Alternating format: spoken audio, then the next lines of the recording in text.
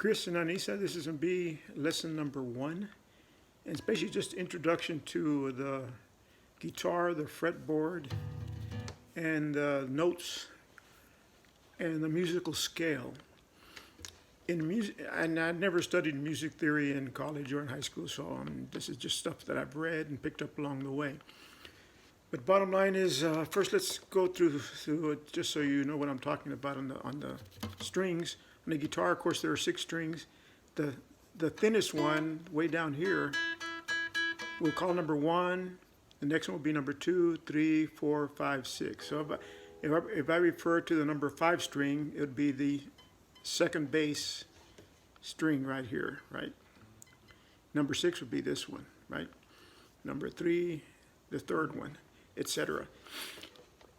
In the musical scale, there are 7 notes which basically relate to 7 different frequencies of sound, and you have different octaves, which we'll get into later. But bottom line is there are 7 notes from A to G, so it's A, B, C, D, E, F, G. Those are the notes that make up the musical scale, both in guitar, piano, etc. Why they're derived that way, I'm not sure, but that's just the way it is. Okay? When you tune up a guitar, and of course you'll be using aids like a guitar tuner on the smart app, or you can buy an actual tuner to do it for you. But bottom line is, all those tuners, or the smart app, will tune it to what's called standard C. That's just the nomenclature for that frequency. This note right here happens to be this 5th string, 3rd fret, happens to be C, the note C. When it's tuned properly, that C will be the same if you're playing with another guitarist that's tuned to standard C. You'll be able to play with somebody playing the piano because the piano is tuned to standard C, etc. It's just a certain frequency of sound that I guess everybody's agreed on as sort of like the note to make all the other ones correspond to this note as a standard. That's a C note. The way the guitar is tuned, it's tuned such that the number 6 string is the E note. The number 5th string is tuned in such a way that it's the A note. The next string down, the 4th string, is the D note when it's tuned properly, D. The 3rd string is the G note, G. The 2nd string is the B note, and the last string is the E. So both the top string, number 6, and the number 1 string are tuned to E. If you hit them at the same time, they resonate. It just happens that on a guitar, you can actually have 3 octaves of the musical scale, because you start with E and you go to a certain point and you got E again, and you go up the fretboard and you have an E again, and so basically you have 3 octaves, which are basically 3 sets of the musical scale.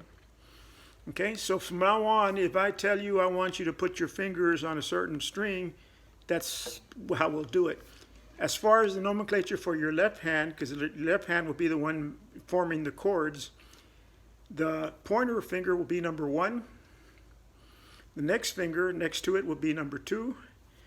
The ring finger, if I can see, I can't even straighten it out. The ring finger is number 3, this one. And then the pinky is number 4. So if I tell you to put the number 3 finger, well, wait, let me back up a minute. Besides those strings I just told you about in the notes, if you notice the fretboard is divided up by these metal bars. In between these bars are frets. And so the first number 1 fret is the one closest to the base of the guitar over here. It's number 1 fret, 2 fret, 3 fret, 4 fret, 5. So if I tell you, I want you to put your number 3 finger on the 2nd fret, 5th string, it'd be right there. I don't know if you can see it well. If I want you to put your number 2 finger 2nd fret, 4th string. Basically, that's what it would look like.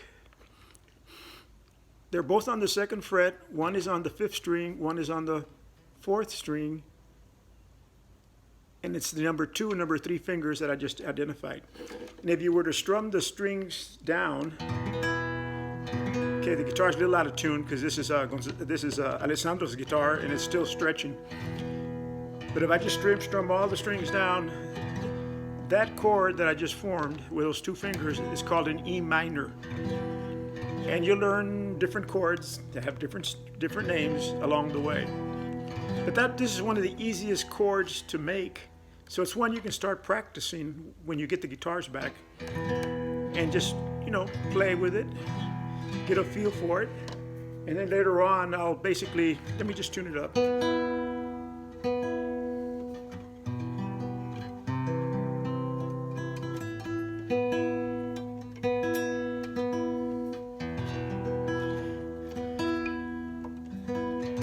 So if that's the E minor, you can pick up different strummings. That's the strumming techniques. There are different things you can do with your right hand, which we'll go into later. But for now, you got to start learning your chords before you can do anything really with your right hand yet. Okay, let me see how this video is turning out, and then see if we have to go back or not. If not, this will be the end of the first lesson.